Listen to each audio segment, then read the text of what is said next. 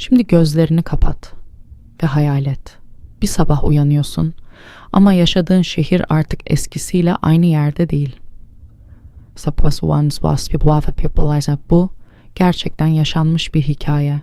1960'lı yıllarda Kanada'da küçük bir sahil kasabası vardı. Adı Tilt Cove değildi ama ben sana ismini söylemeyeceğim.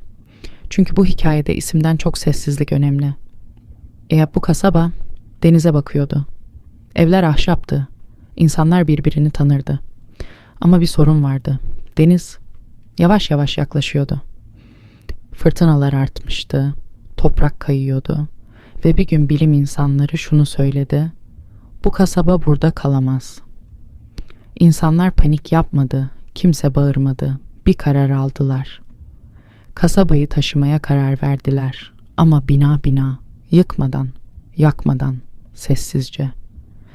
Evler büyük platformların üzerine alındı ve yavaşça başka bir yere çekildi. Bir evin taşınması saatler sürüyordu ama kimse acele etmedi. Çünkü o evler sadece ahşap değildi, anılardı. İnsanlar evlerinin hareket ettiğini izledi. Bazıları sandalyede oturarak, bazıları sessizce. İlginç olan şu, bu taşınma sırasında hiç kimse "Burası artık benim değil" demedi. Çünkü insanlar şunu biliyordu. Ev duvarlardan ibaret değildir. Bir kadın taşınan evinin penceresinden şunu söylemişti. Ben hala aynı yerdeyim. Bu hikaye büyük manşetlere çıkmadı. Çünkü dram yoktu. Sadece uyum vardı. Kasaba yeni yerine yerleşti. Aynı sokak isimleri, aynı evler. Sadece daha güvende. Bu hikaye bize şunu hatırlatıyor. Bazen değişim yıkmak değildir, taşımaktır. Ve bazen en güçlü kararlar sessizce alınır.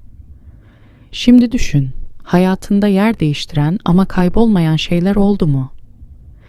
Belki de önemli olan nerede olduğumuz değil, neyi taşıdığımız. Şimdi nefesini yavaşlat. Bu hikaye burada bitsin. Şehir yerleşti, evler durdu ve sen dinlenebilirsin, uyuyabilirsin.